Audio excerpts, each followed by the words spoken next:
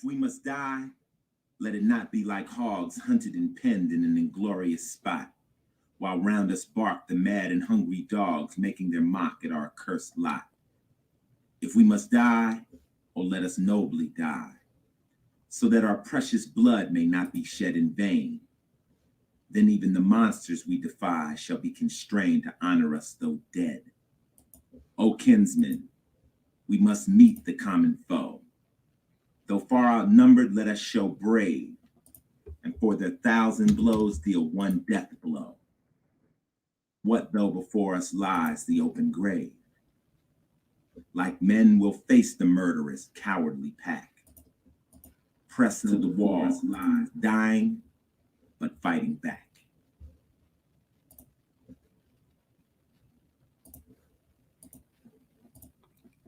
Is going to wind up as a white man against a colored man, and thank God we still have the majority. We will not be coerced into hiring any colored person, regardless of his qualifications, as a matter of duress or as a matter of expedience. It's just that when somebody says you want 25% in by, say, the 15th or 17th of September, you can't push people. We shall not be surrounded with the light of day. The man I want. We shall not be moved. I think there's nothing wrong with a school that's 100% Negro. When the Negro can prove to the white man that he can live like the white man, then we will accept him. And the only thing that scares me is the neighborhood all getting big. And if we ever wanted to sell, naturally your house depreciation is the color get in. If they move in, the next step we have to accept is intermarriage. We can be sociable with them in work. We can get along with them and joke with them. But when we leave our job and close the door and we're on our way home, we want them to go in their direction and we can go in ours. When you by choice live in a community which is largely Negro or largely white, when you by your own choice do that, even though the choice is dictated with pressures such as difficulty in moving into another community, still it's by choice, there's no harm done. We're not.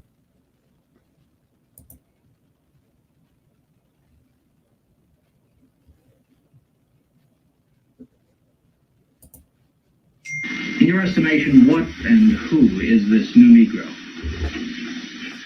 I think I could best answer that question by saying first that the new Negro is a person with a new sense of dignity and destiny, with a new self-respect.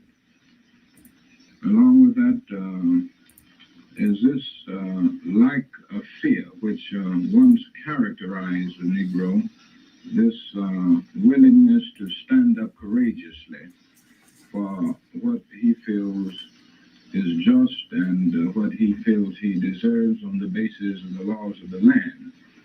I think also included would be this self-assertive attitude that you just mentioned. And all of these factors come together to make what seems to me to be the new Negro.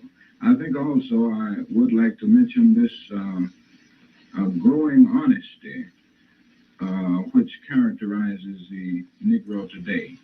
There was a time that the Negro used duplicity or deception to, rather as a survival technique. Although he didn't particularly like conditions, he said he liked them because he felt that the boss wanted to hear that. But now from the housetops, from the kitchen, from the classrooms, and from the pulpits, the Negro says in no uncertain terms that he doesn't like the way he's being treated. So at long last, the Negro is telling the truth. And I think this is also one of the basic characteristics of the new Negro. Of our country. But doesn't this raise the question of tactics, though? You say, you use the word honesty. You feel that honesty is important here, too. But as a matter of securing for the Negro his rights, do you feel that this aggressiveness, the self-assertiveness will get you more in the long run than going along with contemporary opinion and biding his time, taking step by step as he goes. I think it's better to be aggressive at this point. It seems to me that it is both historically and sociologically true that privileged classes do not give up their privileges voluntarily, and they do not give them up without strong resistance. And all of the gains that have been made, that we have received in the area of civil rights, have come about because the Negro stood up courageously for these rights, and he was willing to aggressively press on. So I would think that it would be much better in the long run to stand up and be aggressive with understanding goodwill and with a sense of discipline, yet these things should not be substitutes for pressing on. And with this aggressive attitude, I believe that we will bring the gains or other civil rights into being much sooner than we would just standing idly by, waiting for these things to be given voluntarily. But what about the ill will that's generated by the aggressiveness? Certainly your own experience in Montgomery. You've been the target of bomb attacks. You've been the target of verbal and other kinds of violence. What about the ill will that is generated by aggressiveness? Well, I think that is a necessary phase of the transition. Whenever oppressed people stand up for their rights and rise up against the oppressor, so to speak, the initial response of the oppressor is bitterness. That's true in most cases, I think. And that is what we are now experiencing in the South, is this initial response of bitterness, which I hope will be transformed into a more brotherly attitude. We hope that the end will be redemption and reconciliation rather than a division. But this, it seems to me, is a necessary phase of the transition from the old order of segregation and discrimination to the new order of freedom and justice. And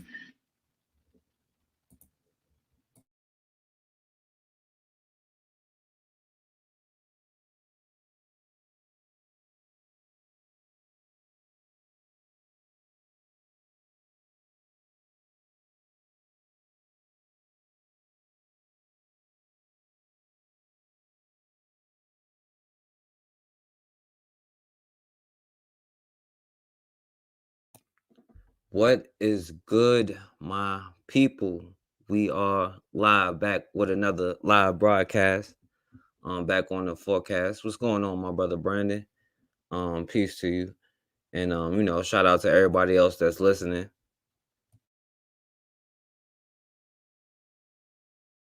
Yeah, I ain't did a show for a while, so I wanted to come and holla at y'all and let y'all know a couple things that's been going on and a lot of interesting stuff that I see.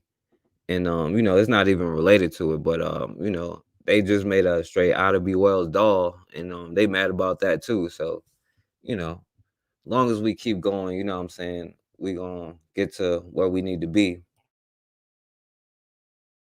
Hey Erica, what's up?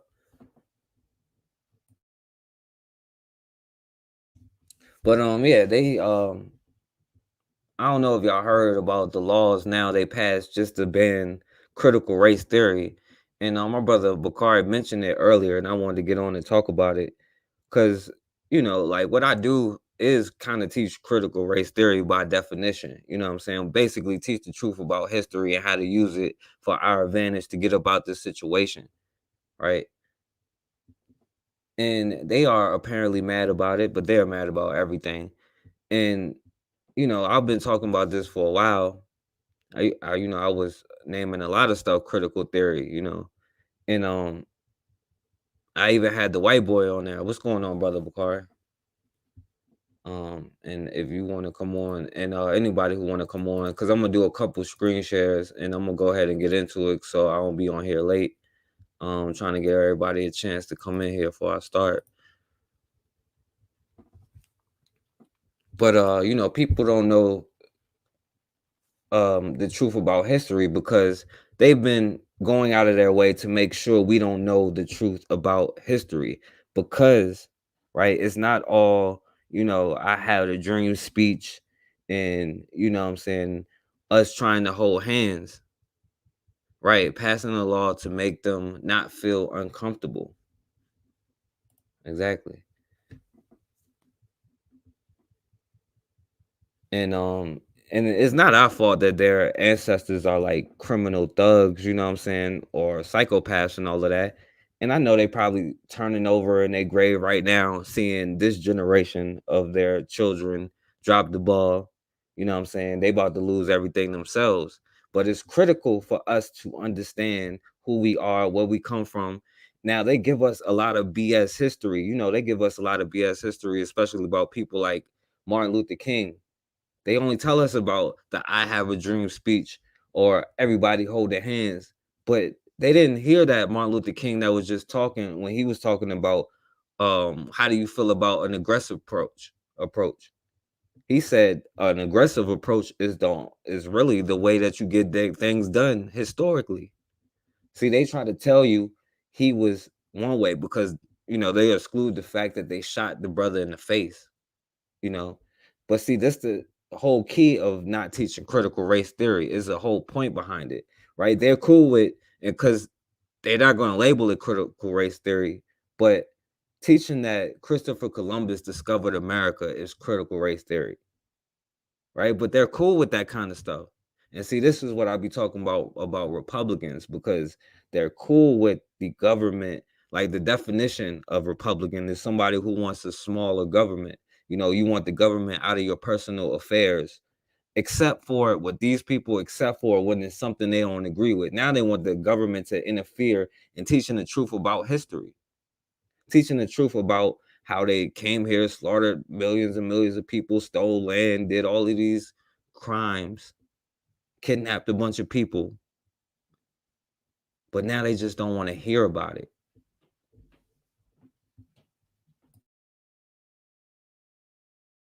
So before I get into the screen share, Bakari, let me know if you want to come on because I got a couple of screen shares that I want to show.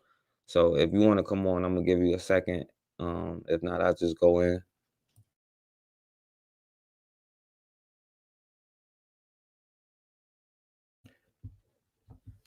But see, it's a reason why in this country it has been illegal longer for us to be able to read than it has for us to be able to go to public schools. Yo, what's going on, Bakari? Peace, my brother. What's going on? Peace, peace, peace, God. Peace, God. What's going on, God? Nothing chilling, man. How you doing, bro? Everything is everything, man. Hanging in there. Yeah. I'm about to do these screen shares about the critical race theory. But yeah, you wanna well, first of all, introduce yourself, but you wanna say something too? No, man, I'm gonna listen so I can know what you're talking about. I'm just getting here. So look, this brother Bakari, if y'all hadn't heard of him, y'all have now, but y'all probably have because I be the forecast. So y'all tune in. We're gonna put on a good show. I'm sorry, we're not gonna put on a good show. We're gonna do an excellent show, and we're gonna bring with facts. Putting on the show is us playing. We're serious about this, so I apologize for those words. Yeah, Bakari, you heard about the that bill. Oh, I know you heard about that bill with the critical race theory because you mentioned it earlier. You know. Yeah, we're talking about in Florida. Yeah. Yeah. So yeah, I was about to show a couple of not just Florida. You know, they had one in Mississippi too. Shit, it don't surprise me. I'm quite sure they didn't already. Oh, they passed that one already. They ain't been talking about that one. Yeah, and Virginia too. So I'm literally doing something illegal right now, I guess. You know what I'm saying? But You making them uncomfortable. yeah, I mean, you know, when you making them uncomfortable, that's when you starting to do the good thing because we need a little bit more than uncomfortability, you know what I'm saying? But yo, Yeah. let me show you go ahead and start. Let me see.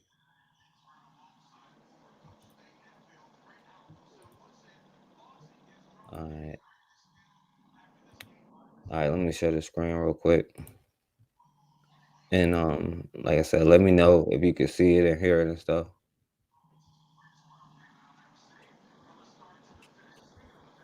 don't know. For some reason, it's coming up slow. He be messing with you, man.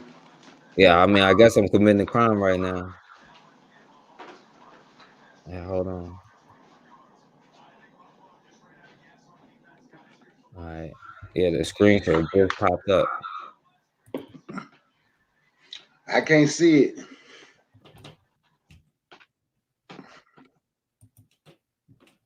All right, you see it? You see it now. Peace, Rashid. You can see it now. What's going on, Rashid? All right, I'm about to play it. And if you can't hear it, just let me know. If not, I'm gonna just let it play. The governor's war on critical race theory got its first committee green light Tuesday. And by your vote, Senate Bill 140 is reported favorably. The GOP moving SB 148, prohibiting corporate training and teaching of CRT, though not explicitly.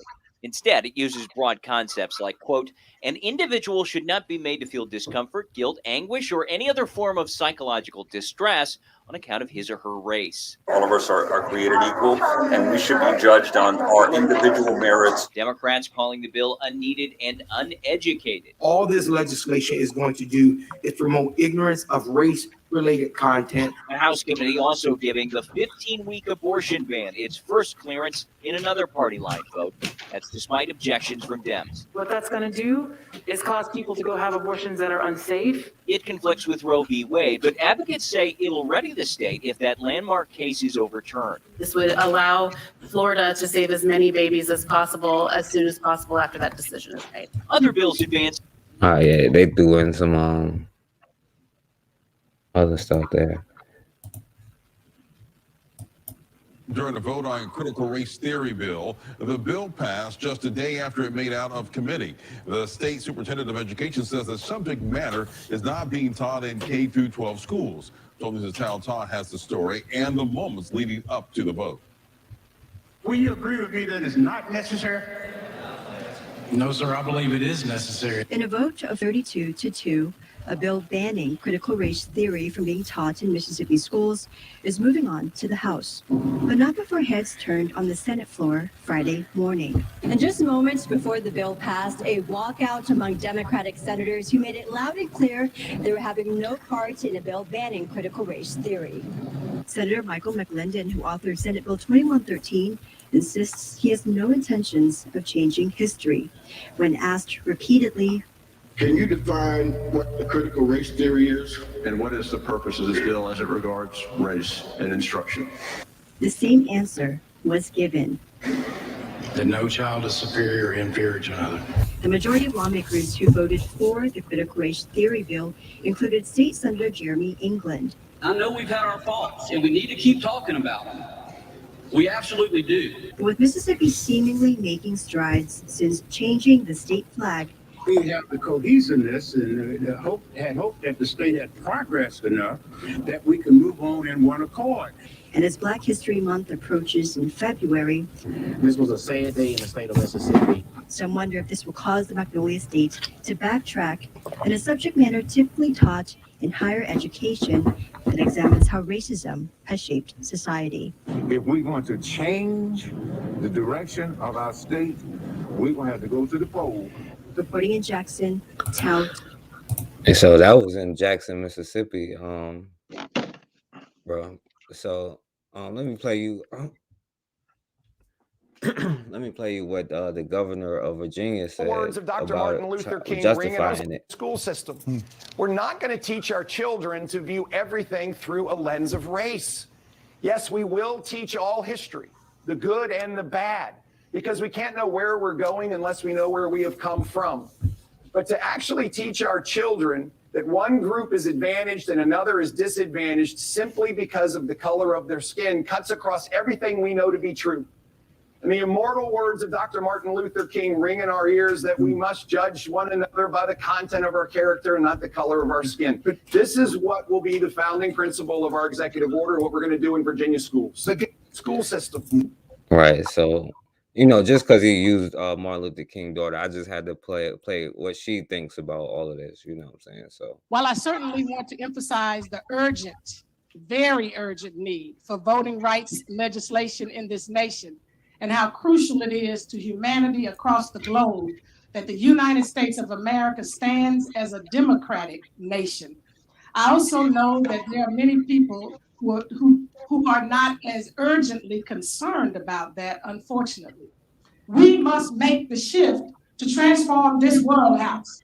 And the truth is that critical race theory, which really isn't being taught where it's being banned, is really an effort to glorify this nation at the expense of dignity, truth, and integrity in education. Therefore, CRT is not the problem. Racism is the problem. Poverty or extreme materialism is the problem. And militarism, war, is the problem.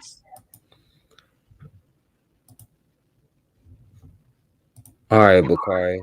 So, yeah, exactly, Erica. That's how they twist things. You know what I'm saying? And it's up to us to teach the children. Now, I don't know what they talking about with the critical. What's going on, God, my brother? And I don't know what they talking about with this because I mean, you know how much history I didn't know until I actually started researching for myself. Like because all we get the Booker T. Washington projects in school, you know what I'm saying? Somebody may do, Martin Luther King. I mean, I ain't see too many Malcolm X ones, but you see how, like Erica say, how they twist things. But yeah, go ahead, my brother. I heard her say, Dr. King, that was his daughter, right? I heard her say racism is the problem, right? I think racism is a problem because we don't participate in the racist games. Critical race theory, they're not going to teach it. They don't want to teach it because they don't want to show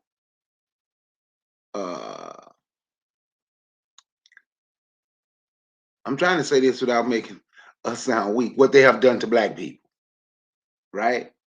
And if we sit back and we think about it, right? Bakari, you gotta say it, bro. You gotta let it out, man.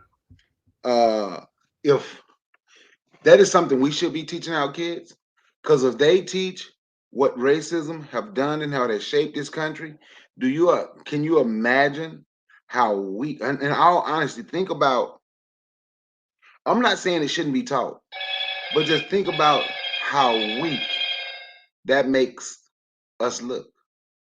Because all these years, you know what they're going to say? Because they're not going to teach. In the process of teaching critical race theory, we need to start teaching. Hold on, because I don't know why this phone. And this phone don't even have a SIM card. I can't even use it, but okay. But do we have any idea what they're going to do if we're teaching a critical race theory and we're not adding in the we will shoot back book showing our victories, right? They say they don't want to show it because of problems that it may cause. Now, on the flip side of what I just said, it could wake our people up. It could make them want to see something, right? So, for me, them teaching the critical race theories in their school is something, I don't know. That's us asking them to teach us. Can y'all please teach us and show the world how bad y'all have treated us all these years? And while y'all treated us this bad all these years, let's show how most of us sit and took it and just prayed that things would get better. Now, if we talk to critical race theory, look, this is what they did, so on and so forth. Now we're gonna go into this book and we're gonna read, we will shoot back. Do you see where they attacked this town right here in Amory, Mississippi? And do you see when they went in and they killed 3 black people? Look what the black men in Amory, Mississippi did. They went to the white town next over, killed 2 white men, put their head on a stick and put a note on it and said, white people can't come in this town without permission. So with them teaching it, it's like a double-edged sword. If we taught our kids, the truth could be taught about what has happened, and the truth could be taught about how we fought back. Do y'all look at this? See how when Martin Luther King first started marching, they weren't beating him up. Do y'all know why they weren't beating him up? Because he had snipers with him. He had certain areas that he would go march in, and police wouldn't even find. All this is in that book that I'm talking about. And the police wouldn't even go in there because they had snipers on buildings, and he knew that they were there. And what he said was, I don't have guns, but I know they're there. I'm not telling them to leave. And they had shot a couple of police. Because of what has happened with us in this country, it put us in a position where we had to defend ourselves, and we weren't going to sit back and allow them to constantly beat us. But if they teach it, which part of those stories you think will never be taught? The only thing that will ever be taught, look, we lynched, even though they don't want to say they lynched, because then if they talk about it, well, you know, we promised them this and we promised them that, and we ain't never give them nothing. So teaching the critical race theory can be a double-edged sword. Us teaching the critical race theory can have some facts, but it's almost as if we're going to constantly teach, look what they have done to us for all these years, and we're still sitting here. But do I think it should be taught in their schools? Should nobody be allowed to teach that but Black people? Matter of fact, revolutionary Black people. Should no white people be allowed to teach the critical race theory? That's just my opinion on it. If you're going to be teaching it to Black kids, that's who need to be teaching it. Well, that's who need to be teaching our children anyway. I'll yield the mic. Go ahead, because I might just be rambling now. Oh no, you good, bro. You good. And that's the thing, Bakari, because you be talking about HBCUs. Like, do you think even one of them HBCUs have like required reading "We Will Shoot Back," or they teaching this quote unquote critical race theory? And you know, I always talk about Ida B. Wells and her book, you know, Southern Horrors. You know what I'm saying, Lynch Law, and how she really broke down one of the first critical race theorists, although people talked about it, yeah, but she the first one to break it down as far as this is an economic warfare. It's not about your class. It's not about how much you act like one of them. No, it's economic warfare. And she broke that down all the way back then. And, you know, it's it's in every aspect of this society because they're passing stop Asian hate bills. It's only when it comes to you. And the problem is we don't teach ourselves enough. We don't know enough of our own history and enough stories, or we just gonna sit here and debate all of our stories, you know. And this is an important reason why we need it. But this is something that pissed them off all the time, you know what I'm saying? They hate this, you know, and they've been going against it all the time. But you don't see somebody like Ben Shapiro talking about we don't need to be talking about the Holocaust no more. You know what I'm saying? You don't see him having the same statements against, you know what I'm saying, what the Jewish people do. And you don't see him talking against Jewish reparations, you know what I'm saying? So that's, as a people, we have to start coming together and, like, you know, because they're going to use our, you know what I'm saying, our heroes and twist them up and all of that. First, they're going to take them all the way out of history, the leaders that are really about Black people who were like real revolutionary, die for it. You know what I'm saying? But even people like Martin Luther King, who actually did put in a lot of work, but they're only going to talk about one part of Martin Luther King. And like, Bakari, what do you think about when the governor Youngkin, the governor of Virginia now, he used Martin Luther King to justify banning critical race theory? I don't know how he could use Martin Luther King, or the quote they'll always use is, don't judge people by the color of their skin, judge them on the content of their character. That's one of the quotes they would use from Dr. King to justify that, because they're going to say our ancestors did that. And Dr. King wouldn't judge me on what they did. Dr. King would judge me on the content of my character. But then they would go to one of Dr. King interviews with Dr. King, and in all honesty, Dr. King had interviews where he said, you know, what he was doing is for everybody. It's the poor people's movement. So Dr. King, they could use a few of Dr. King's quote to be against critical race theory. I'm just being honest. Some of his quotes can be. Do I think they should use it? No. But are they going to use it? Yes. And they will use it because we are at war, and we have to understand everything that they're doing is war. It's war. We don't think war. We think friendly. We think love somebody. We think like somebody. They think about war and they think about dominating you and they thinking about using your own against you, even if your own wasn't working against you. But if your own ever said something that the ones that was not working against you, if he ever says something that they can use that going to benefit them, that can maybe help start what you are trying to do, they will use it. So there are some quotes out there, in all honesty, that Dr. King said that could be used. It was a guy, he did a video just the other day on Martin Luther King birthday, and he was showing some of Dr. King quotes about how he was for everybody.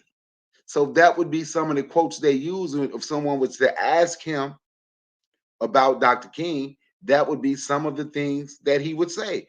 Dr. King gonna judge me on my character. Dr. King was for everybody. Dr. King, injustice anywhere is against justice everywhere. You know, that's what, even now, they are never used when Dr. King said, I believe I have integrated my people into a burning building. They can't use them. They can't use that one. Yes, Sister Erica, this bill might get some Black people in trouble. But all these other, see, I'm going to show you something, right? What we're doing and what most of us doing, see, we're focusing on the faces that we see and who created this country and who created this system. We're focusing on white people. Black people need to understand, unless you think like me. If you ain't Black, you're white, right? So we need to understand that we're at war, and all of these other people, they are participating in these bills, right? And to keep us in this position. So let me give you an example of what I mean. Oh my God, I can't think of his name right now. He was the mayor of Detroit, Black guy, young Black guy, and he went to prison, supposedly bribery, taking bribes or whatever, nepotism. I can't think of his name right now. Kwame Kirkpatrick or something like that. I don't know. Do you know what I'm talking about? Well, Nah, I don't know. anyway, in the city of Detroit, they were building something called Africa Town. It was going to be called Africa Town and Black Town, and he was the mayor, right? So in the process of them building, and I heard Dr. Claude Anderson talking about it, and it was about 3 people up there with him who were former members of Detroit City Council, right? There was about 3 people there with him, and they all co-signed what he said. Nobody marched in the streets. Nobody said vote. Arab, East Indians, and all those Oriental leadership got together, and in a city that's 80% Black, went to the mayor and the city council and said, making of something called Africa Town or Black Town in a city that's 80% Black is racist, and it would kill our business.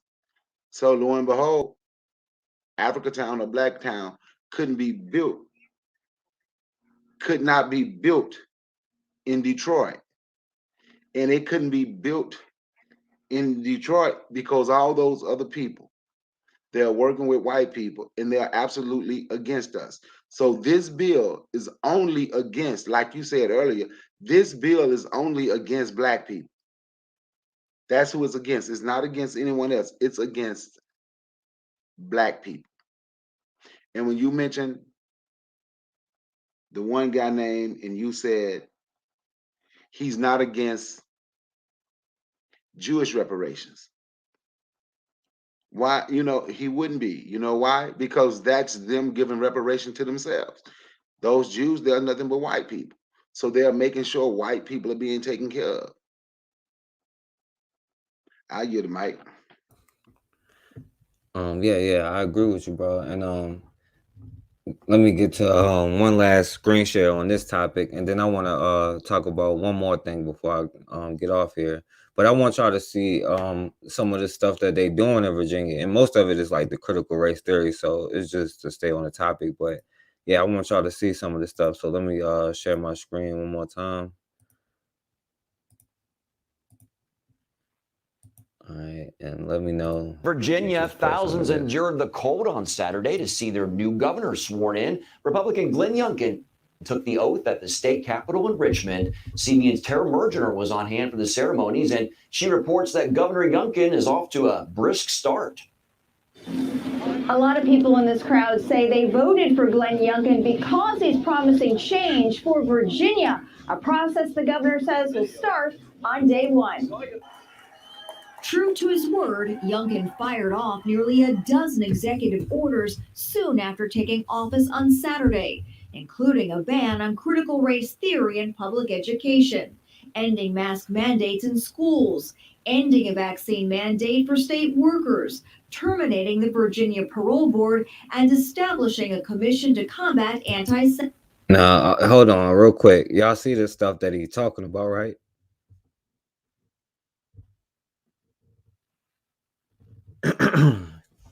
So he talking about critical race theory, and then mask in school and ending the mandate, which is probably what got him elected. But now he's talking about terminating the Virginia Parole Board. You know what I'm saying? Which I'm guessing is going to hurt the people trying to get out of jail more than anything. You know what I'm saying? And of course, he got to have a commission to combat anti-Semitism. You know what I'm saying? So, yo, Bakar, you want to say something about that real quick? Go ahead, continue. I'll wait. All right, I'm gonna keep playing it. Semitism. And we celebrate the sound of freedom. The day began with a jubilant crowd cheering Virginia's 74th governor. My fellow Virginians, the spirit of Virginia is alive and well.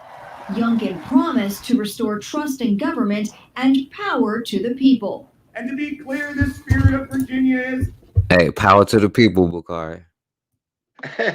All the oppressed people. Like the Semites.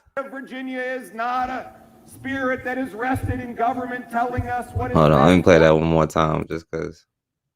The spirit of Virginia is not... Government and power to the people. And to be clear, the spirit of Virginia is not a spirit that is rested in government telling us what is best for us, but rather reflecting the will of the people, defending and protecting.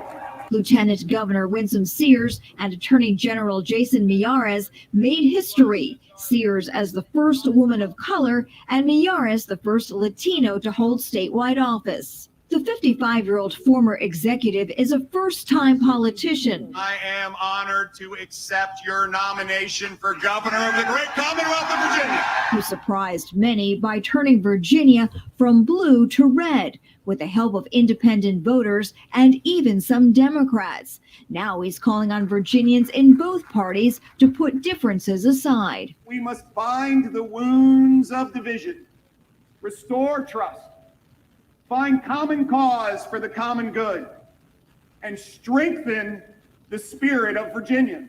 Youngkin, a devout Christian who won the evangelical vote by nearly 90%. It's a red wave here. It's the blood. It is the blood. God is doing a transformation, starting with the state of Virginia. Mobilized voters on issues like education, insisting students be in school 5 days a week and that the classroom is no place for politics. Supporters who drove through the night to see him sworn in. We drove a little over 6 hours to get here, and just to be able to see the change, we're just so excited. Say they have high hopes for the future. Virginia collected the largest ever share of revenue this past month, which is great. I'd like to see some of that back in my pocket if I'm not too selfish.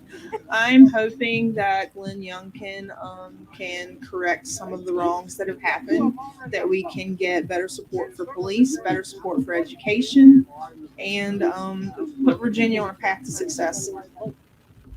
And all right, so pretty much if we can get these niggas in line and get our money right, she's good. And I was gonna play that black woman that got elected, but it was like too bad. You know what I'm saying? Like I couldn't even like save her. No, man, you guys play it. You guys play it. I don't even got it, bro. I ain't even put it in here, so I don't even got it. It was just too bad. She was just cooning a little bit too hard. Look. See, that's what I'm saying for cats. We can't let them off the hook because we got to understand that people like her is gonna be against us too. All right. Can't let them. I mean, I'll try to find it after this, John, Don't but worry it about it. was You pretty good? bad. I'll find it and listen to it myself. All right, let me play this last John real quick. Race theory from being taught in Virginia schools. It is his first executive order, and tonight, News 3 is taking an in-depth look at what the order means. And News 3 reporter Brendan Ponton joins us now live in the studio. All right, so Brendan, I'm glad you're breaking this down because we've already started getting emails from people saying that this isn't even taught in schools. Well, that is what educators say, and the order tells the superintendent of public instruction to review any educational policies that promote, quote, inherently divisive concepts and remove them. But the concept of critical race theory is complicated, and one educator continues to say, as I mentioned, that it is not being taught in Virginia's K through 12 schools. The debate over what kids are taught about race in Virginia schools became one of the biggest issues of the 2021 campaign for governor, and experts say helped Glenn Youngkin win. Shortly after taking office, Youngkin signed several executive actions into law, including Executive Order 1, which bans critical race theory and other, quote, inherently divisive concepts from being taught in Yo, now notice this was this is executive order number 1, not the mandate, not mass in school, not public safety, not public health, not the food scarcity. No, teaching critical race theory is executive order number 1. Schools. Virginia's parents want our history, all of our history, the good and the bad, to be taught. And they want their children to be taught how to think, not what to think. But what exactly is critical race theory? It's a legal and academic concept that the American Bar Association says, quote, critiques how the social construction of race and institutionalized racism perpetuate a racial caste system that relegates people of color to the bottom tiers. Educators in Virginia have said it's not being taught. Tamara Shoemake is a school board member in Portsmouth. I honestly think it's unnecessary because it's not part of the Virginia curriculum. But others use the term to describe other aspects of diversity and inclusion education. Annie Palumbo is a Virginia Beach parent who supports Youngkin's order. I am a parent and I think it's wonderful. We asked how she would define CRT. It's a very complicated, I define it as basically judging somebody by the color of their skin, telling especially the white children that because they are white, they are responsible. They should be ashamed of being white. They are responsible for any race issues in this country. And people who think CRT should be banned admit it's not an actual class, but believe it's a concept that's found its way into the classroom. Tim Mack is the president of a group called Students First Virginia, the grassroots group that's been raising concerns about what's being taught. It is being implemented, and I like to say it's kind of like a cancer. It's being implemented in other ways, through teacher education, through lesson plans, through classroom discussions that may or may not be part of a specific curriculum. But educators we spoke with contend the order is all just for show. Mary Voss is a teacher and parent in Newport News who says CRT is not being taught.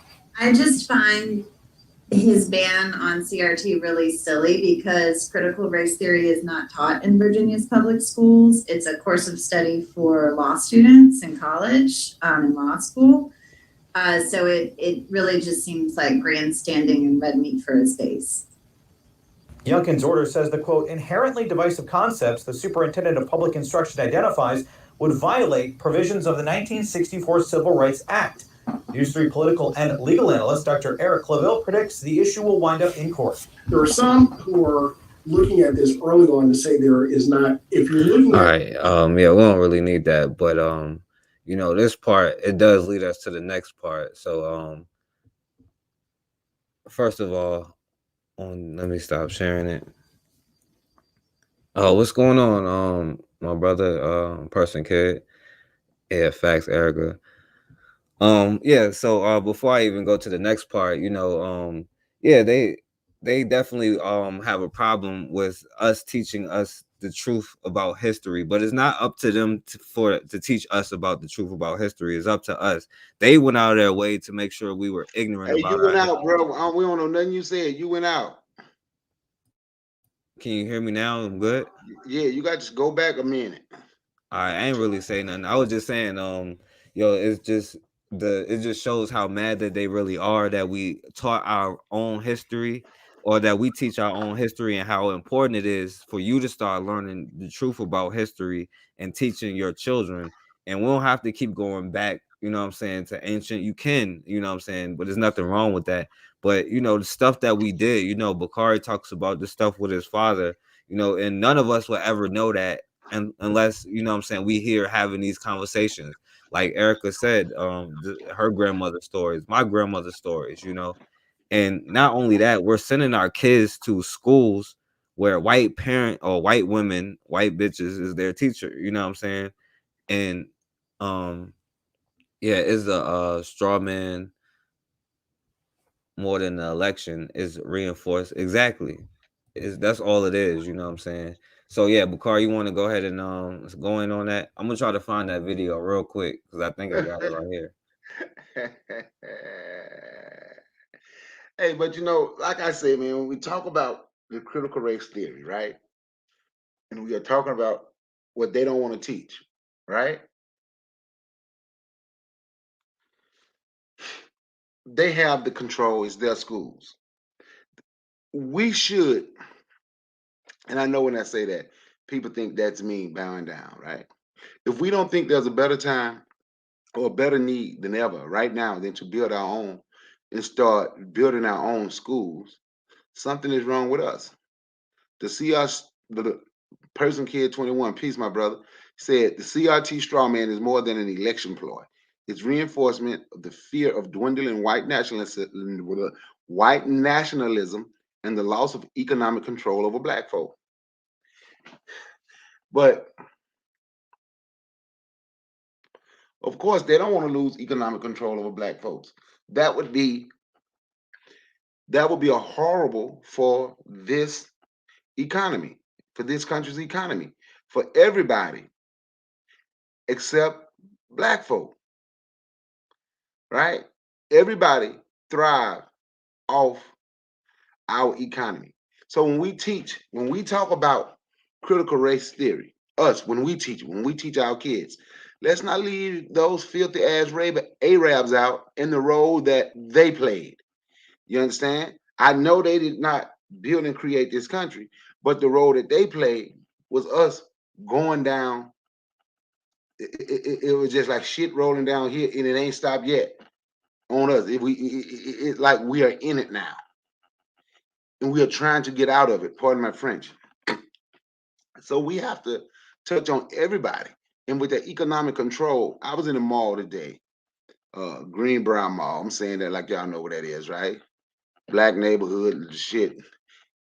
You ain't gonna hardly see nothing in the mall that ain't black most of the time. I saw about 4 white people today, my first time, unless they're owning a business. And remember the t-shirt? Remember the shirt place I used to prop up and say, this is where I got my shirts from? Do y'all remember me talking about that? It's this they shut down. This Arab man just got a bigger key. This Arab bastard just got a bigger kiosk right in front of where they store used to be. Got t-shirts out there, Juneteenth, Black is beautiful, respect the melanin, all of the black sayings. Now the black shop closed down over there. Can you imagine why? But the Arab shop got bigger. Can you imagine why? Now I went and I stood there and he got upset with me. Me and my daughter was together. I say, you stanky MNF, you don't even like black people, but you're gonna try to make money off black culture. So what I'm gonna do every time I'm in here, my goal is to shut you down. You get away from here. You can't make me go nowhere. And you can't make me stop talking. Fuck you, is what he said. I said, okay, but I'm gonna fuck you more because ain't nobody came to your store since I've been here. Because the whole while I'm here, I'm just talking about you.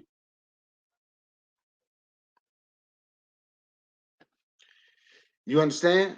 And those are the things that we're allowing. We have to teach our kids.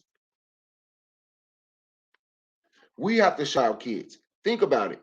He banned something that's not even taught in the schools. He banned something that's not even taught in the schools. Think about that. If you see the parallels of Virginia to 1920s Berlin's, it started with banning concepts and ended with folks Entering ovens. I'm gonna tell you something. I've been seeing not just Virginia, this whole country. I have paralleled it with Berlin and people. I see the parallels with this, with Berlin, with Germany, and this country, and ending with people going in ovens. I have seen that. I have, not just because of this critical race theory thing. So for me, I would ask, what do we do? Do we go to the, so how many of us gonna, if we believe that and we feel that it should be taught, gather some people up in your community. Go to the school board meetings. Every time they have a board meeting, see if you can get 150, 200 Black people to go inside of the school board meetings with you. The parent teacher conferences, whatever they're doing at these schools in those areas, if it's important and we feel it should be taught, we should never have less than 100 people in there at those meetings on one accord, speaking the same way.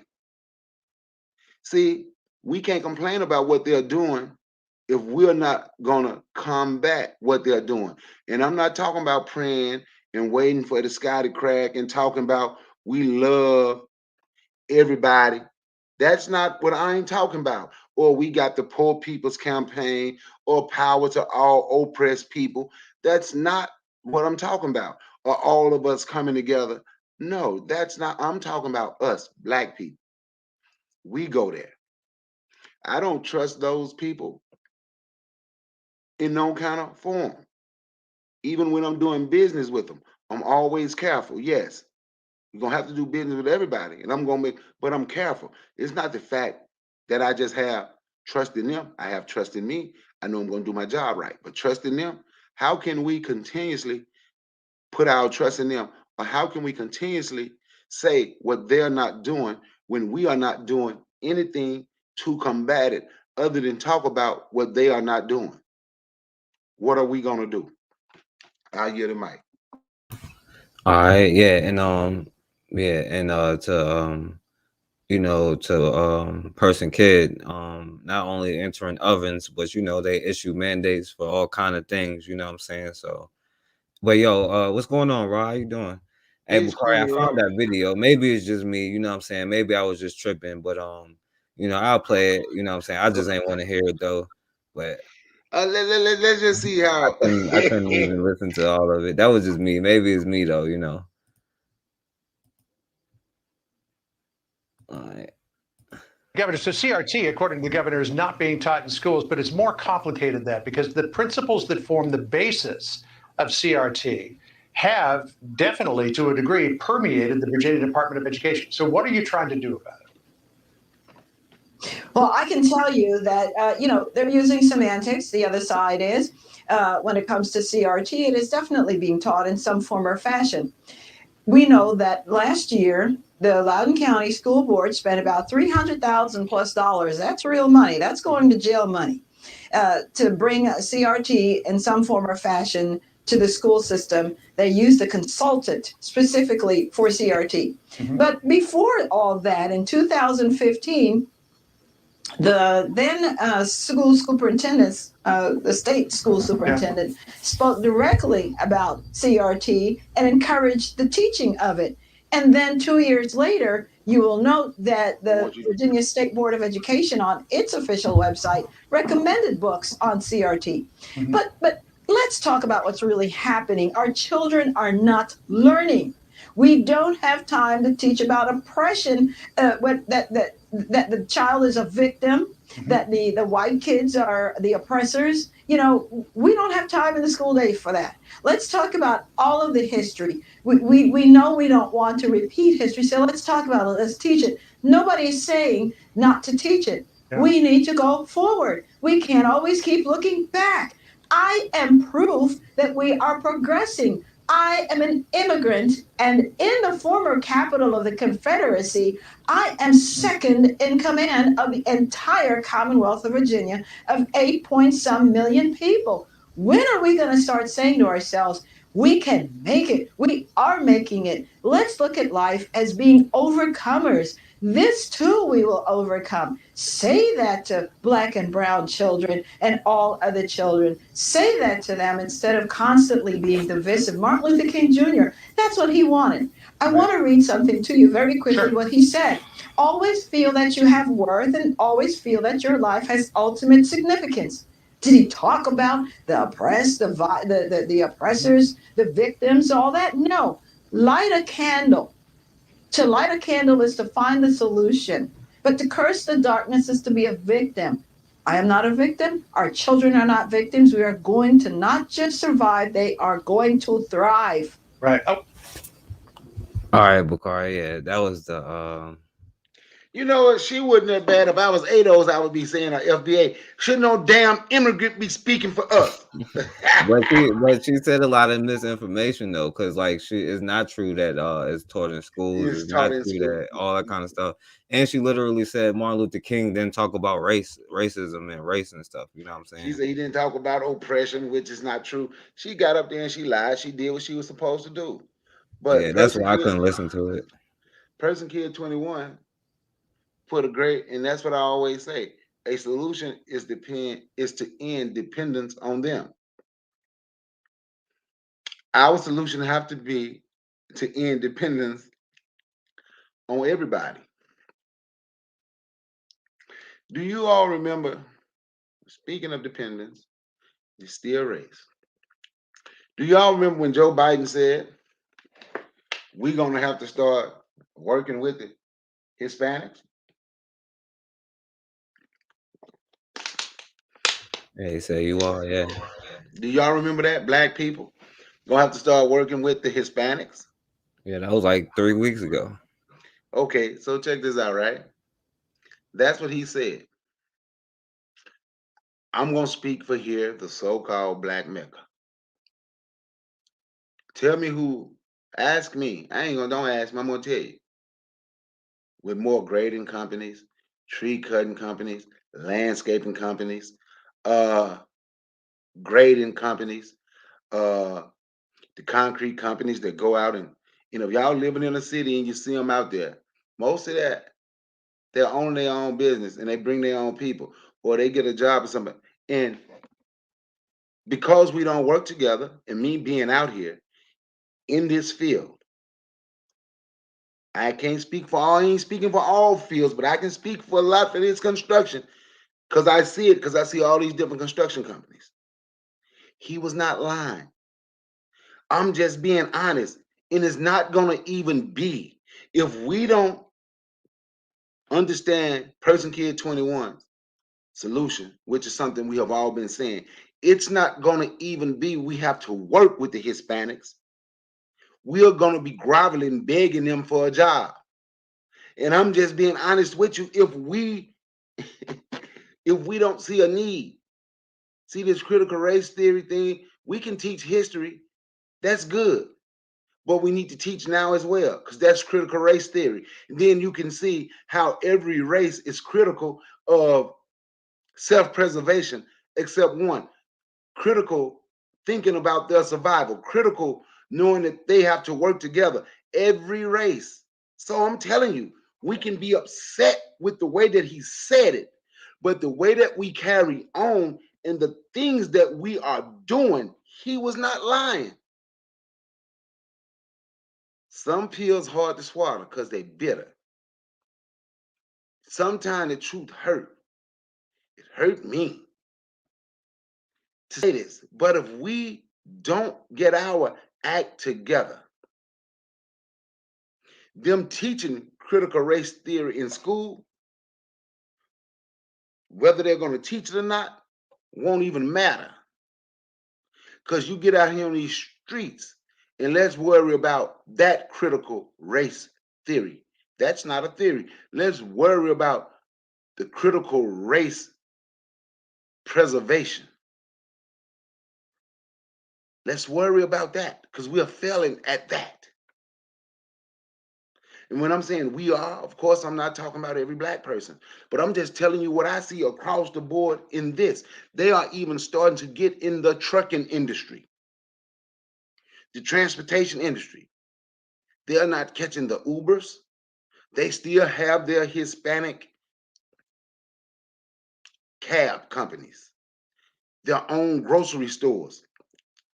So when person kid 20 put in there, a solution is to end dependence on them. Our solution, we have to say we're gonna have to stop depending on everybody. Because we're allowing them to come in our community and hire them over our own to cut our grass, to make sure our landscaping look good.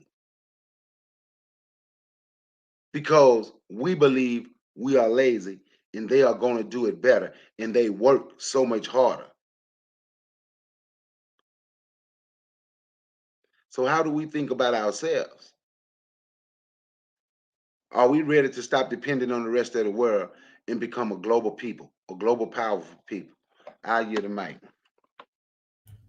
All right, yeah, I agree with you, Bakari. And let me say this too, because I'm about to go to the next topic, and we definitely do got to start relying on ourselves because we all we got. You know what I'm saying? We don't have no friends. And it's important for us to understand that, like, just like 70, 80 years ago, there was no illusion of inclusion. So we circulated our dollars in our own communities. And that's important to know that at one point we trusted each other. So there can be another point where we can trust each other. And if something has a beginning, then it has an ending. You know what I'm saying? If it can be if it can be done, it can be undone. You know what I'm saying? But it's important, and I think it's important for us to learn history because I talk about, history all the time and show you how it relates to, present day, especially when I do the videos that I make. I try to throw in stories because a lot of these stories they don't tell you. Like, they just make it seem like the black community just got killed, but no, they was actually fighting them back and running them off when they realized the National Guard wasn't coming in.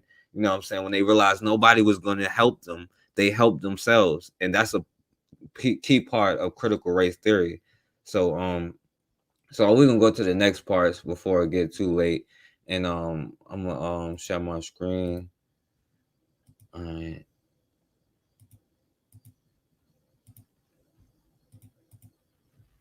All right. So I'm gonna show this real quick because he said critical race theory is in violation of the Civil Rights Act of 1964.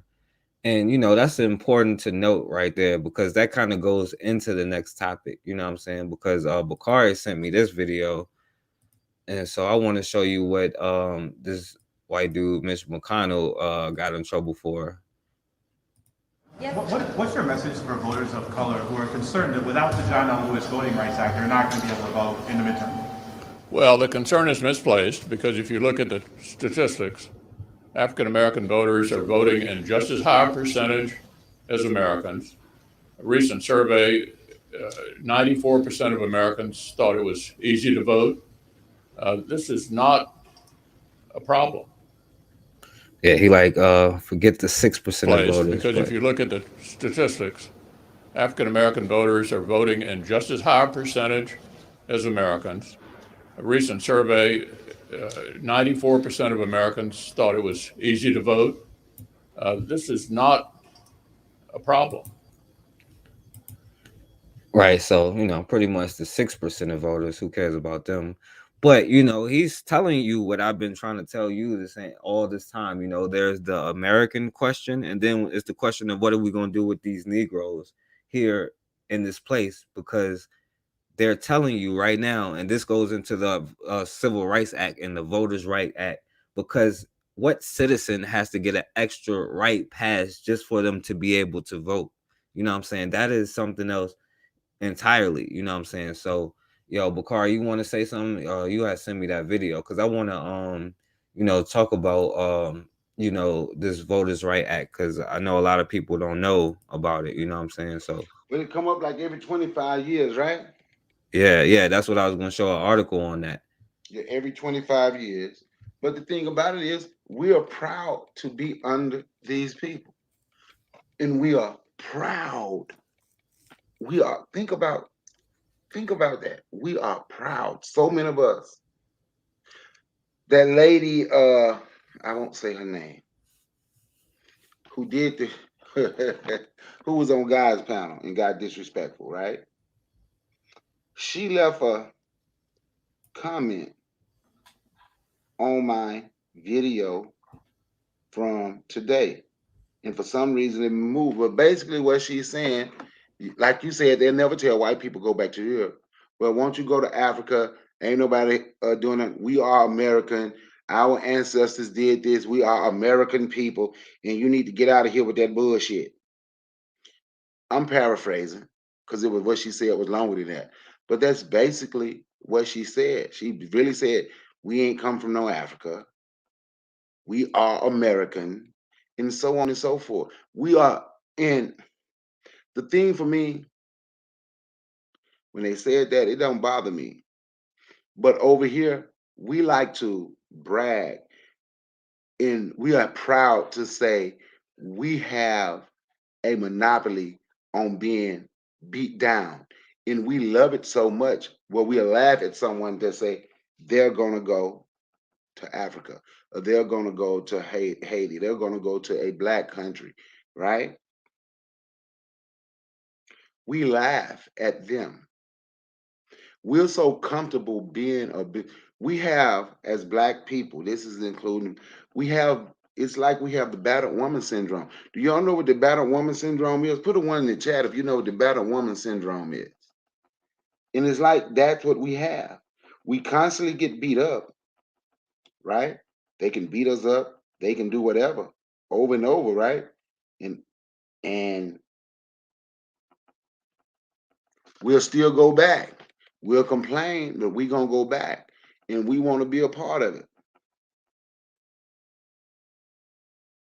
When someone can tell you they won't let you vote anymore, and we still talking about the voters' rights and what they're doing in 2022, there's a problem. And we have to stop following these faces on TV, these so-called celebrities, because they'll stand up and speak out, like the one rapper 50 Cent, and then a white woman hit him up on social media and say, I can't believe you say you support Trump. If you stop supporting Trump, I'll give you some.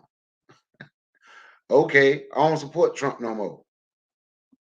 But we follow these people. We know all of their life. We want to know everything about them.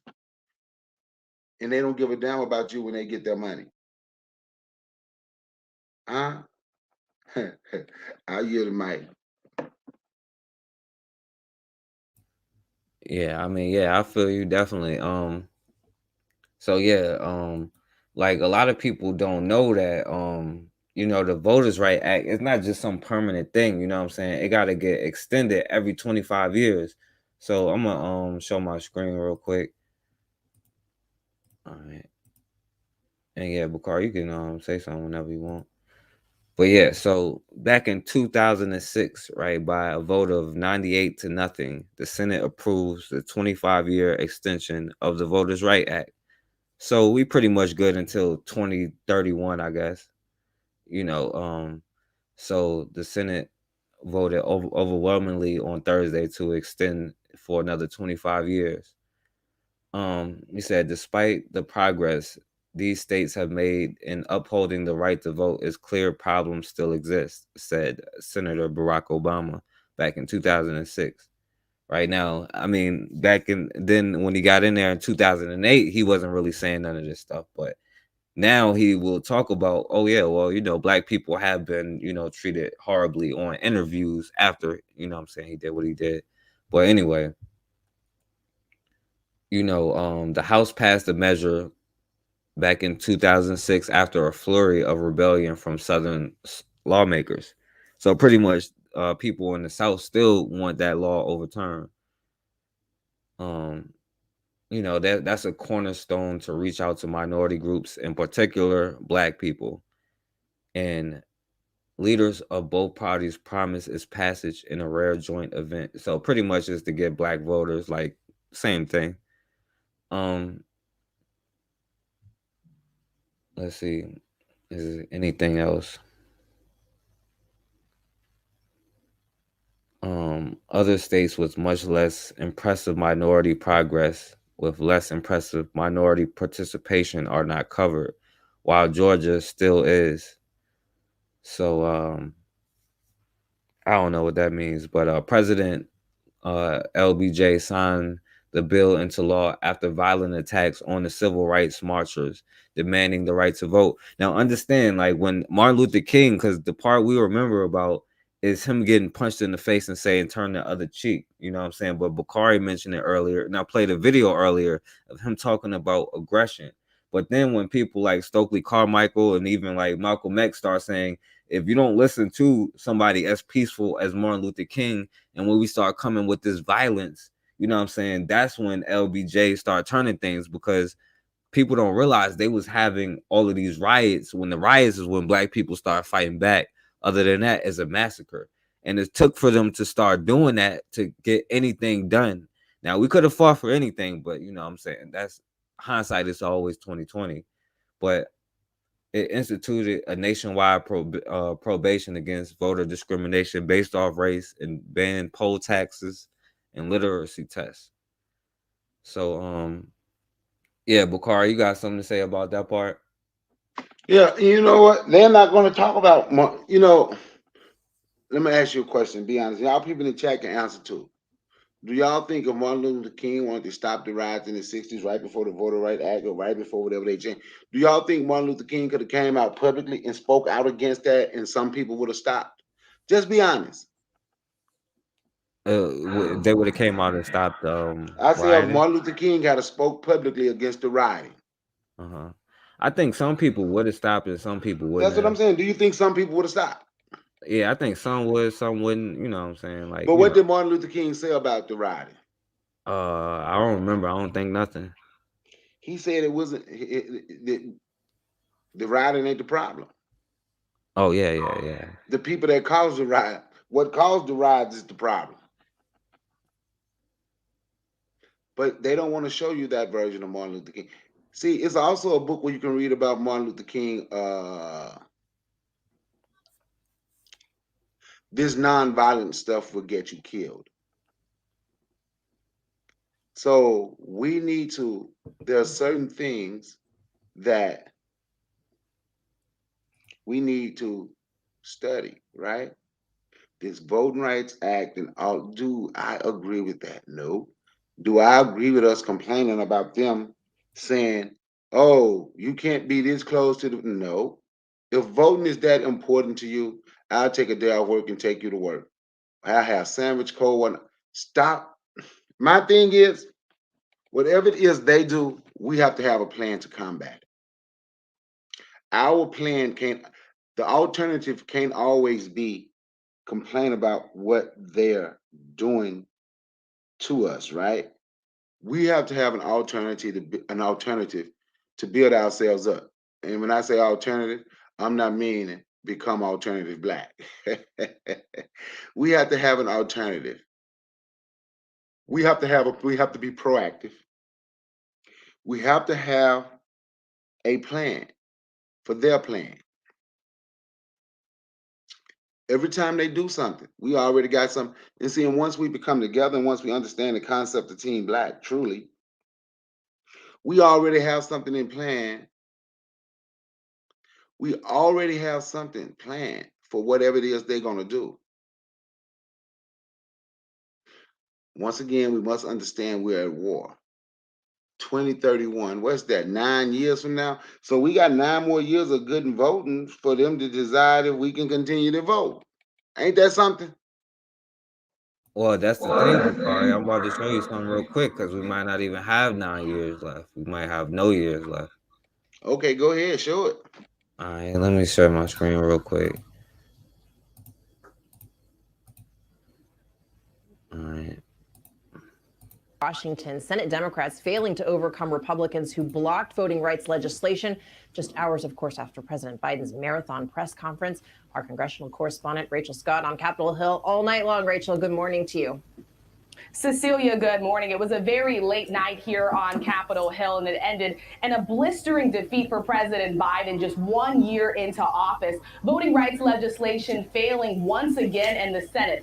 Every Republican senator voting against it, calling it a power grab, a federal takeover of the election system. The measure would have made Election Day a federal holiday. It would have expanded mail-in voting, early voting. Every Democrat supported this, and they tried a last-ditch effort to change the Senate rules to pass it without any Republican support. But that was blocked by two members of the president's own party, Senator Joe Manchin and Senator Kyrsten Sinema. And take a look, just moments after that vote failed, Republicans lining up one by one to thank Senator Kyrsten Sinema, shaking her hand, Senator Mitt Romney even patting her on the back. Overnight, the president released a statement saying that he is disappointed, but he is not deterred. He even suggested that this legislation could be broken up into smaller pieces. The reality is, after a year of pressing forward, trying to get this passed, Democrats have failed 5 times. George? Scott, thanks very much. All right, hold on. Play it again so I can understand. Voting reform legislation All right. in the Senate on Here's Wednesday. another one. The efforts were stopped short when 2 Senate Democrats sided with Republicans. In turn, Democrats failed at garnering enough support to make changes to the 60-vote filibuster rule. Democrats Joe Manchin and Kyrsten Sinema joined all 50 Republicans in rejecting the rule change. The in-party divide cost Democrats a chance to advance their voting reforms bill.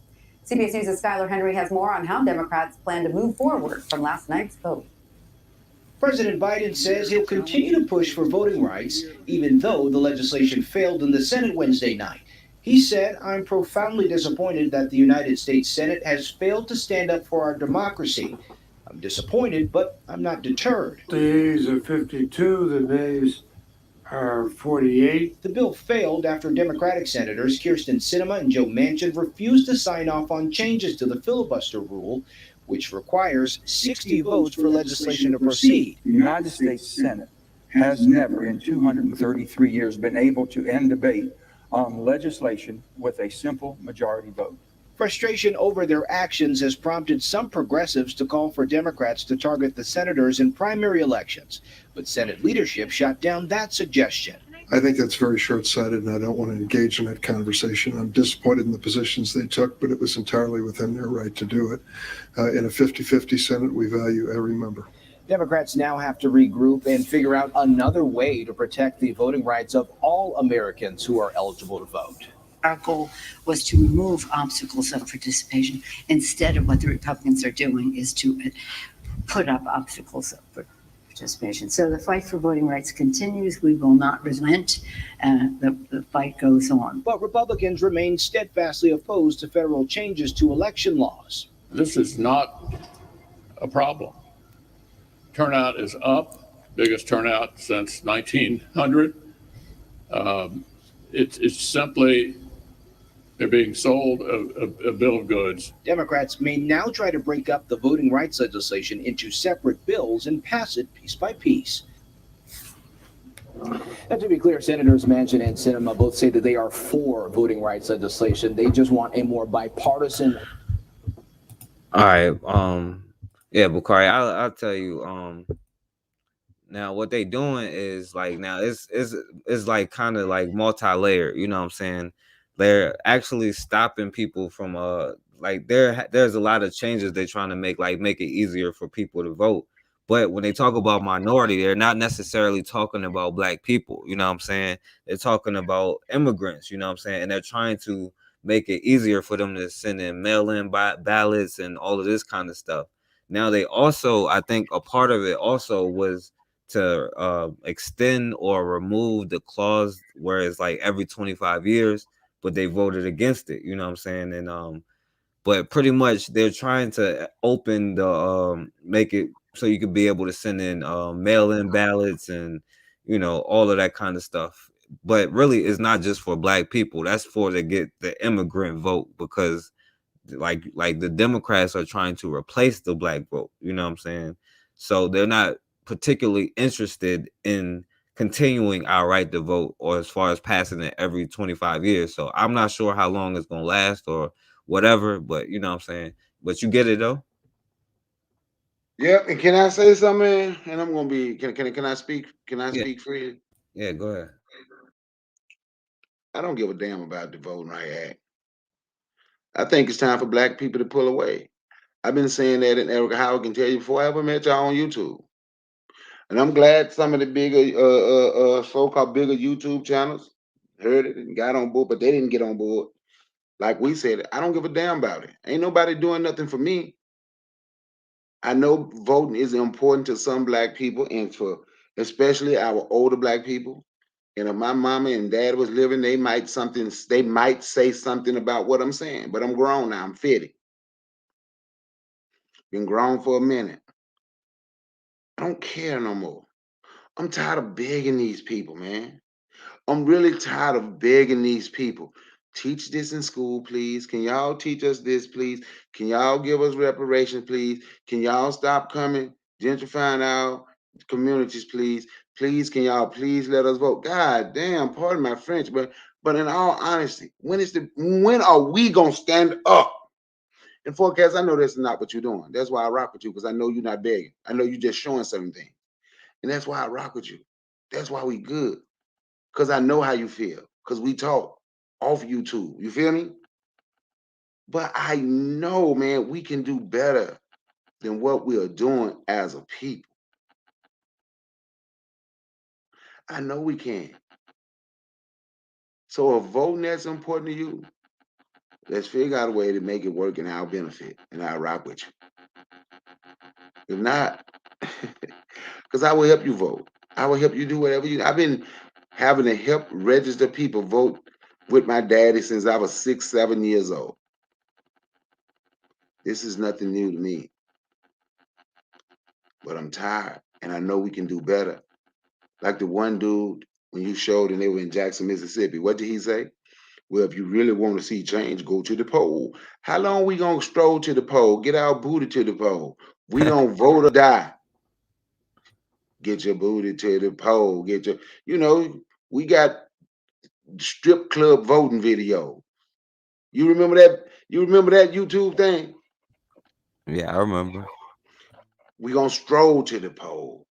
Souls to the poll, everything, poll. If you want things to change, just get out there and vote. Then that old woman sent, not sent, I can't, what the old woman from California name, the old congressman, the old black woman? If y'all want to do something, vote Democrat. Then we'll see. But you can give us answers for everybody else. To hell with y'all. To hell with all y'all MNFs. What's up, Blue? To hell with all them. It's time to look and see what we're going to do.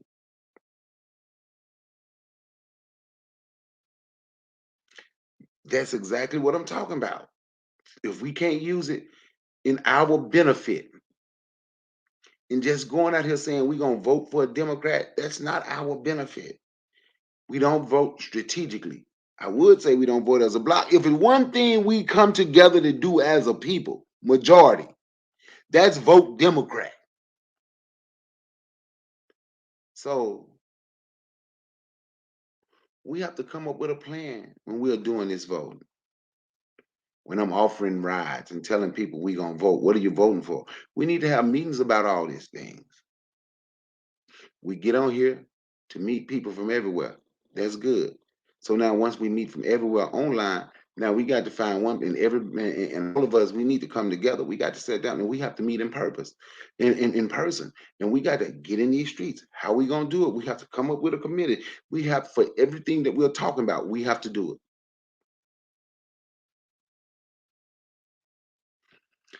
I'll get it, Mike.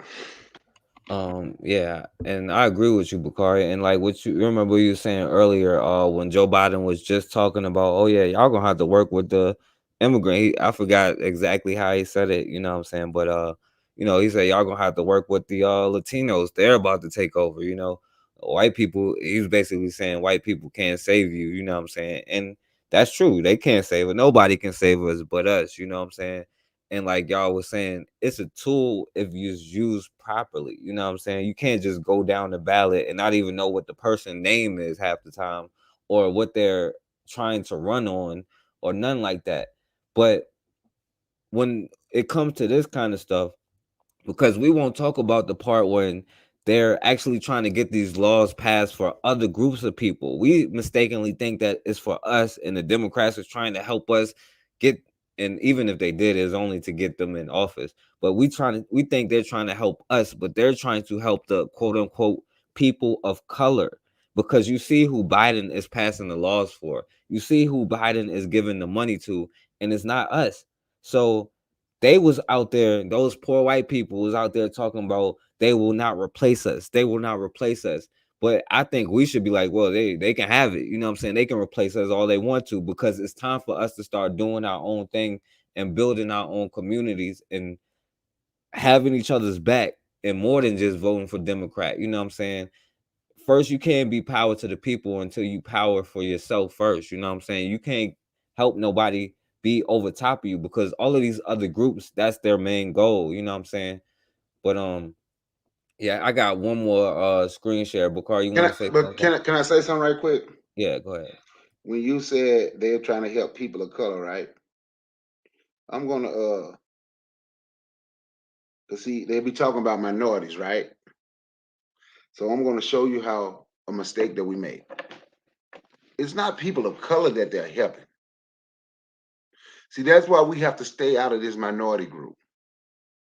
Everybody in this country is considered a minority except white men, which white women is more white women than everybody. So they're considered a minority. So since they're considered a minority, when people talking about all this minority stuff, who you think gonna benefit from the minority? The white men, white people. That's why we have to remain who we are. We're not people of color. We're not minorities. We're black. We're African people. Don't put ourselves in groups. So when we end up losing, all you have to do is look at everybody else who's been considered a minority. Look at white women. Look at Asians. Excuse me. Excuse me. Look at white women. Look at Asians. Look at them East Indians. Look at them Arabs. And now look at the Hispanics. And then look at us, because we have grouped ourselves with a minority. Now, if we want to say it's for people of color, let me show you something. And I showed this to Erica Howard. You can get on YouTube and you can find, or you can Google it, find white women of color. So even when they're doing people of color, because there's white women out here saying they are people of color. So it's a new movement, white women of color. These just white women of color. So whatever they're doing, it ain't gonna ever be done for us. And you're right, Forecast. We have to stop thinking that they're doing something for us when they're using these broad, ambiguous terms. People of color, minority, all these terms, that's including everybody. It's not one group of people. Everybody else is concerned about their group. We keep thinking these people are our friends. You ain't got no damn friends. Dr. John Henry Clark told us that a long time ago. If you want a friend, look in the mirror. And if you don't see nothing friendly when you look in that mirror, you ain't got no friends. Go ahead, Forecast. Yeah, that's the thing, you know. Like you just said, if you can't see a friend in the mirror, then you have no friends. And like I heard Dick Gregory say, and shout out to Blue too. I heard Dick Gregory say, if you don't have a role model in the home, then there's a problem there. You know what I'm saying? But the thing that makes us different from all of these other groups, right? You know, and there's something that's called the Dred Scott decision. And this is a part of the CRT thing. This is a part of the you know, the being able to vote and all of this kind of stuff, your rights as a human being in this country or in this system, period. You know what I'm saying? They said there is no law, or the law says that a white man doesn't have to respect a black man at all. So, you know, let me show one more screen share, because I want you to see that there are politicians out here who still saying this is the law of the land, because we've been saying it. But you know, I just want to share this last thing.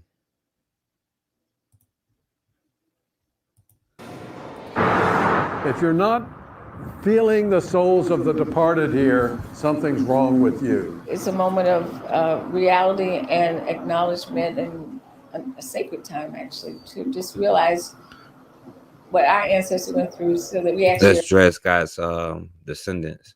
They're still here today. On this day, a coalition from across Virginia walks a part of the Richmond Slave Trail. One stop, the historic Lumpkins jail site, where hundreds of thousands of slaves were bought and sold. Virginians for Reconciliation started last year to confront racism. One founder, former Governor Bob McDonnell, says moving forward is impossible without acknowledging the wrongs of the past. Because this story that has to be told about what happened within 300 yards of the state capitol, the governor's mansion, people are being bought and sold, families being ripped apart. We have to understand, what does that still mean today? Among the group, out-of-town guests with a special history. Lynn Jackson is a descendant of Dred Scott, a slave who notably sued the government for his freedom.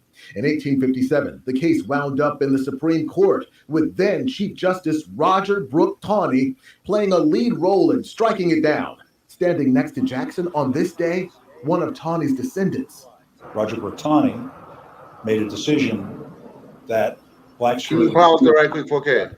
And I don't mean to interrupt that. See, that's one of our problems. We got too much faith in the people that has historically done this. Why can't we just go out there and say this is something and that's what I get tired of. We don't think we can do any. We are like little children to them. Well, we need to get them to say it. We need to get them to be with us. We need to get them. We need to get them every time we do something. Go ahead. I just had to say that when I saw that. Go ahead. Yeah, you good. All right. No standing as a citizen, could not be citizens, and therefore he had no standing to sue for his freedom. The two now work together, spreading the message of education and reconciliation. The person causing the harm has to recognize they did it. They have to go to the injured party and recognize to them that they hurt them, and they have to express regret. And then their injured party has to forgive you for that. And when we did that, the Scots embraced us and forgave us. If they can do it, we should all take encouragement. I notice he didn't say give up none of the stuff that we gotten off of the stuff that we've done, but just forgive me, and then they forgive me, and it's all good. So, and be able to do it. Because for Dred Scott and Taney to be working together is something most people would think would never happen. That's why the two felt it was important to be here on this day together. Former Governor Bob McDonnell says later on this year, ground will be broken right here on this site with money that was appropriated during his administration to tell the story of slave trading here in Virginia and what those men and women had to endure. The timing is important as the country remembers 400 years since the first slaves were brought to America. It started here in Virginia in that sense, and we would like it to come full circle and possibly end here. In Richmond, Eric Phillips, CBN. All right, hold on. All right, hold on. Let me play this one last one because I want you to hear what this guy who is running for office had to say. That is not the end of it. Mr. Huckabee on Wednesday took his judicial reasoning to a whole new planet. Listen to what he told conservative radio host Michael Medved. Michael, Dred Scott decision of 1857 still remains to this day the law of the land, which says that black people aren't fully human. Does anybody still follow the Dred Scott Supreme Court decision? Now, that notorious decision, again, from high school history class, affirmed in the simplest terms that slaves were property. Governor Huckabee was equating It's not letting me. That is suggesting because we don't abide by the. All right, hold on, Bakari. Let me. I meant to show it one more time.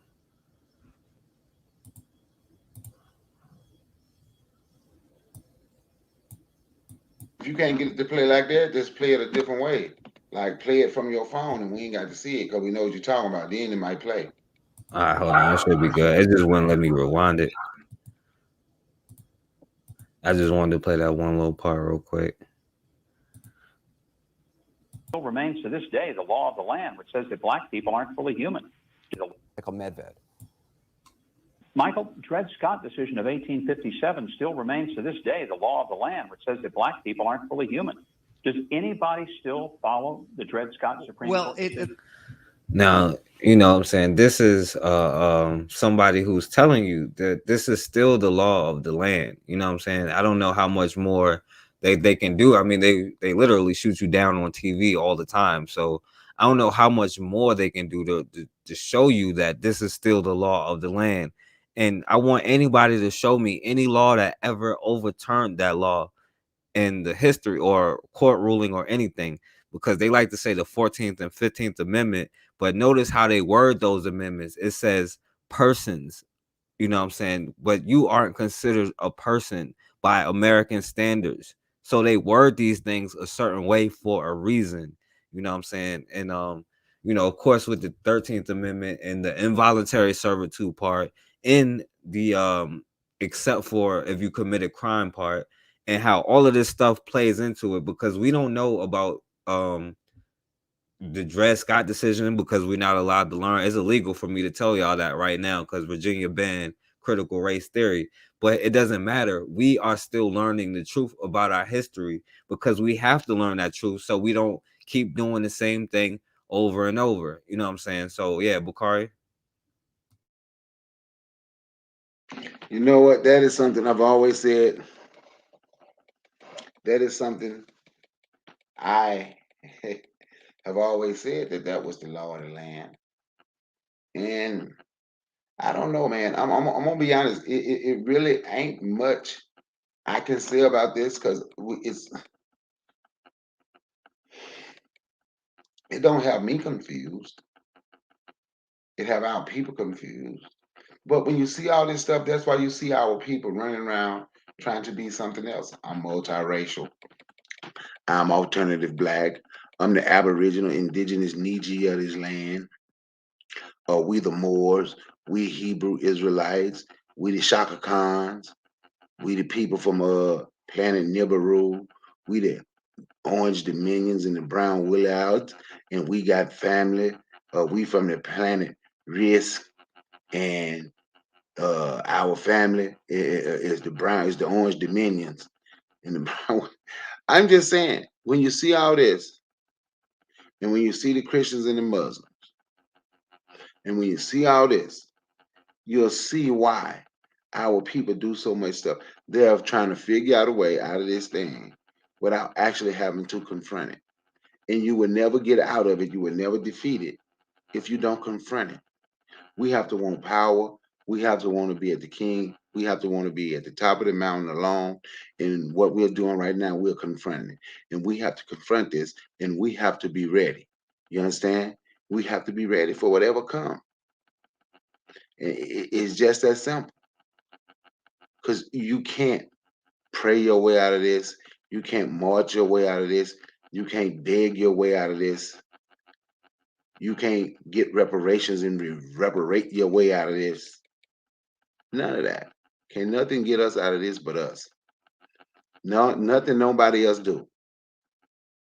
Because anything they give you, they can take back. Just look at the Voters' Right Act.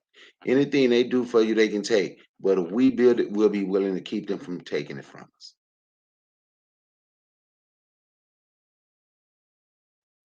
It's a 10,000-pound gorilla. And we looking up. And all of them working together. And it's just us. What are we going to do? I'll yield the mic.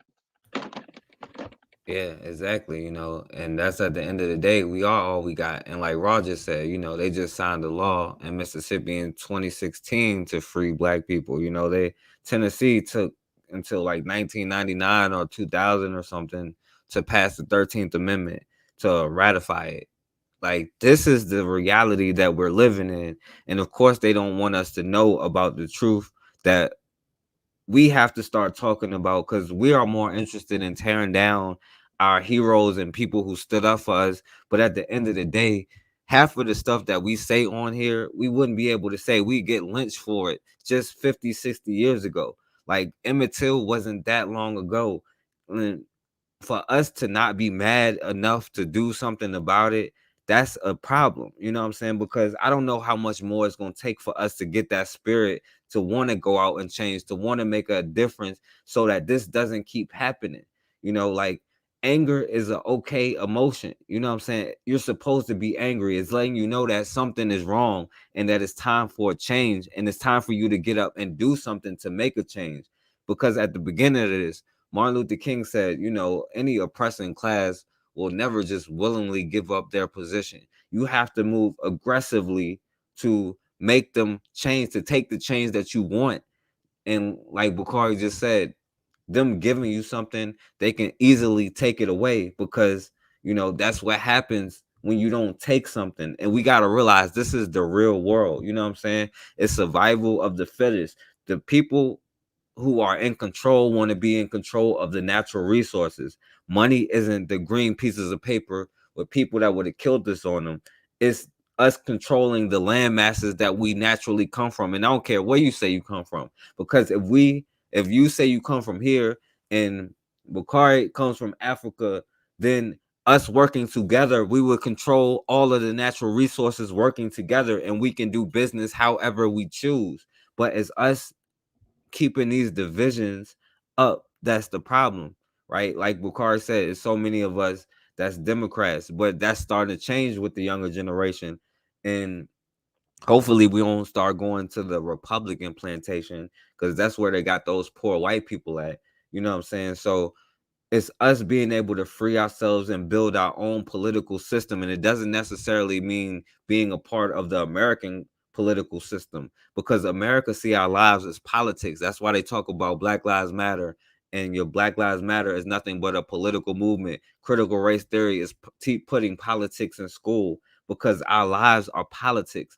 Like Mitch McConnell said, you have the Black Americans are voting or Black people are voting just as much as Americans, because he's telling you, they're all telling you by their, not only their words, but by their actions. So pay attention to somebody's actions and never listen to their words, especially if it don't line up. But yeah, Bukhari, you want to go in and close out, take as long as you want, my brother, and I'm gonna get your channel and all of that and put in the chat. Man, I thank you for having me on your forecast. This was a great topic. It was a great podcast.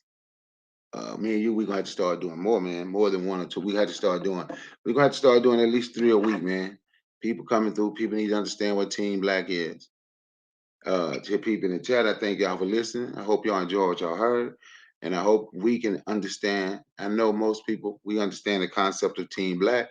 And it's time for us to work and start building.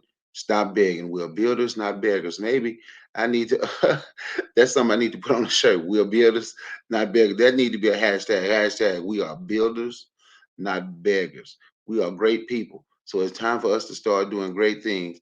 Forget our distractions, and we're going to work together. And I want y'all to thank, and once again, I thank you, Forecast, and I thank the chat for listening. One love. And by the way, I'm Brother Bukhari. If you hadn't heard of me, you heard of me now. Check out my channel. Go tell your friends, tell all of them. Peace, one love. Hey, Bukhari, I was looking at your channel just now. I don't see the video you did earlier today. Oh, it's not on yours? I don't even see it. Let me see. You was trying to put it in the chat? Yeah, I was. Let me see. It just showed the Showing Positivity show. Yeah. Yeah, it's probably still up there. It's just not showing. If it ain't showing, I don't know. When I put it in the chat, see if you can get it in. Yeah. I don't know. Yeah, YouTube does that. Yo, I just had somebody I just put it in there. In the chat. Mm-hmm. Yeah. Yeah, I just had somebody earlier today leave a message, and they was like, man, I've been looking for your channel for like a year. They unsubscribed me a year ago. You know what I'm saying? They was like, yo, I'm glad you back. I used to share all your videos. And like, that's the little stuff that YouTube keep doing, you know what I'm saying? And like I said, I'm not trying to like change YouTube. I'm trying to put them out of business. And Micah, yo, I definitely appreciate you, and yo, you definitely been showing me a lot of support. I appreciate you for watching all the videos, commenting all the time, yo. And all of y'all, Raw, Erica, definitely Bukhari, we definitely gonna do more. And my brother Person Kid 21, and of course Blue, and everybody else that was in here, you know what I'm saying? If I forgot y'all, I'm sorry, whatever. Brandon Baxter or whatever. But yeah, man, at the end of the day, you know what I'm saying, we got to realize this is the real world. You know what I'm saying? Your enemy is never going to give up their position. Why would they? You know what I'm saying? If we're going to learn anything from our enemy, it has to be self-defense It has to be learning how to put our tribal differences aside, at least when it comes to the enemy. No matter what our internal beefs is, no matter what kind of culture you want to claim or any of that, our survival is the most important thing, because even poor white people, the food aren't going to be on the shelves for them either. And if they aren't eating, you definitely aren't going to, unless you start working together. Because I have people who say they have land for farms and stuff like that, and it's hard to get Black people to work together, to come together and do what they got to do to put the money into the land so that people can actually grow food. We have to realize that this is a generational war. It's not just overnight stuff is going to change. We have to take our time and change all of it. You know what I'm saying? And the only way we can do that is to start teaching ourselves critical facts and to start getting that self-hatred out of our system. Teach our kids to love ourselves, because then you're going to love your neighbor who looks just like you. And then when you see somebody being struck down because they look like you, you're going to be willing to stand up, because you know that you could be next.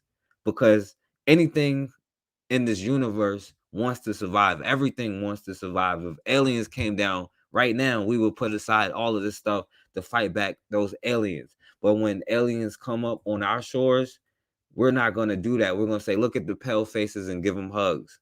You know what I'm saying? We're going to say all lives matter. We're going to say we're all power to the people, to everybody, except for ourselves. And that's the issue. That's a sickness. That's a disease. And we cannot escape that Blackness until we overrule the Dred Scott decision, until we start changing stuff and do what we got to do. So, I want to play something real quick before I get off of here. It's just gonna be like a minute, and then I'm gonna close out. And this is shouts out to the new Negroes of back in the day.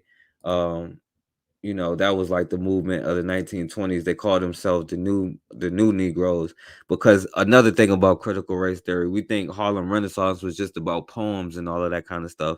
These was the brothers who was coming back from World War I, who was armed and talking about shooting and fighting back.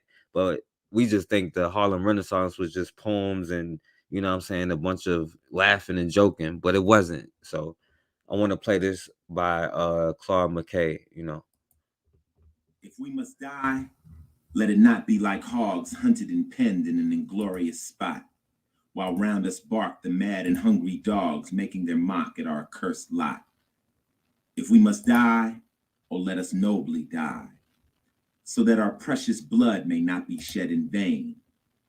Then even the monsters we defy shall be constrained to honor us though dead. O kinsmen, we must meet the common foe. Though far outnumbered, let us show brave, and for their 1,000 blows deal one death blow. What though before us lies the open grave? Like men we'll face the murderous, cowardly pack, pressed to the wall, dying, but fighting back. Yeah, definitely. So shout out to all of y'all for listening. And as always, man, we have got to start standing for something, or we're gonna keep falling for anything.